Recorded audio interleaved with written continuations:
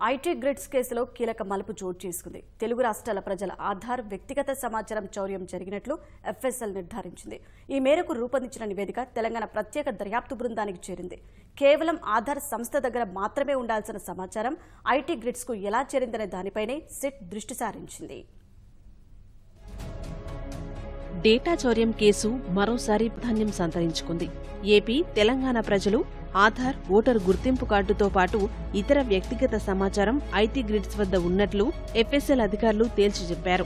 IT grids కార్యాలయంలో స్వాధీనం చేసుకున్న హార్డ్ డిస్క్లను అధికారులు దాదాపు నెలకు పైగా విశ్లేషించారు. సైబర్ నిపుణుల సాయంతో క్షుణ్ణంగా పరిశీలించిన అనంతరం డేటా చౌర్యం జరిగినట్లు తుది నిర్ధారణకు వచ్చారు. 7,82,00,000 మంది సమాచారం ఐటీ గ్రిడ్స్ వద్ద ఉన్నట్లు స్పష్టం చేశారు. మొదట హార్డ్ డిస్క్లను విశ్లేషించినప్పుడు నలుపు, తెలుపు రంగుల్లో ఉన్న ఫోటోలు, వివరాలు మాత్రమే బయటపడ్డాయి.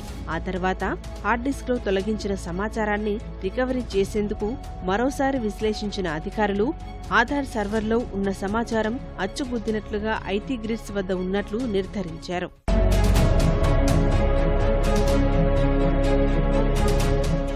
ఎఫ్ఎస్ఎల్ నివేదిక ఆధారంగా సిట్ అధికారులు దర్యాప్తు ముమ్మరం చేశారు. ఐటీ గ్రిడ్స్ కు ఈ కీలక సమాచారం ఎక్కడి నుంచి వచ్చిందనే విషయాన్ని ఆరా తీశారు. ఆధార్ సర్వర్లోకి చొరబడి తీసుకుంటారా లేదా ఎవరి సాయంతోనైనా చౌర్యం చేశారా అనే కోణంలో ఆధారాలు సేకరిస్తున్నారు. ఆధార్ సంఖ్య అధికారులిచ్చిన మరింత సమాచారంతో పోలీసులు విచారణ కొనసాగిస్తున్నారు. ఐటీ గ్రిడ్స్ కు ఏ లాగిన్ ఐడి నుంచి సమాచారం వచ్చిందనే అంశాలను సేకరిస్తున్నారు.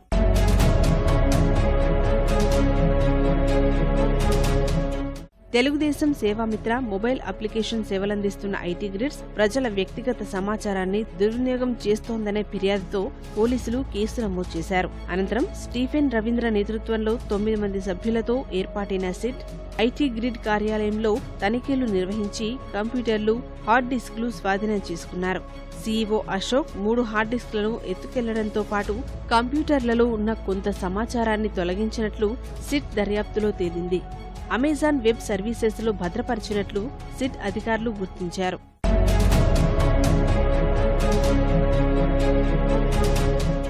ఆధార్ వివరాలు విదేశాలకు చెందిన సంస్థల్లో భద్రపరచడం పట్ల ఆధార్ సంస్థ ఆందోళన వ్యక్తం చేస్తోంది. ఆధార్ వ్యక్తిగత సమాచారం ఏ విధంగా సేకరించారనే విషయాన్ని అశోక్ నుంచి రాబట్టేందుకు అతన్ని సిట్ ముందు హాజరు కావాల్సిందిగా 3 సార్లు నోటీసులిచ్చారు. అశోక్ స్పందించకపోగా తనపై ఉన్న కేసులు కొట్టేయాల్సిందిగా హైకోర్టును ఆశ్రయించారు. మొదట సిట్ కు సమాధానం ఇవ్వాల్సిందిగా అశోక్ ను హైకోర్టు ఆదేశించింది.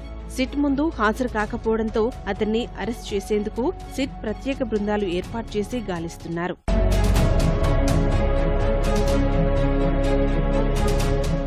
ఈ కేసులో ఎవరి హస్తం ఉన్నా వారిపై చట్టపరంగా చర్యలు తీసుకుంటామని సిట్ తెలిపింది. దర్యాప్తులో పురోగతి ఉండటంతో కేసులో ఎవరెవరి పేర్లు బయటకు వస్తాయనే ఉత్కంఠ నెలకొంది.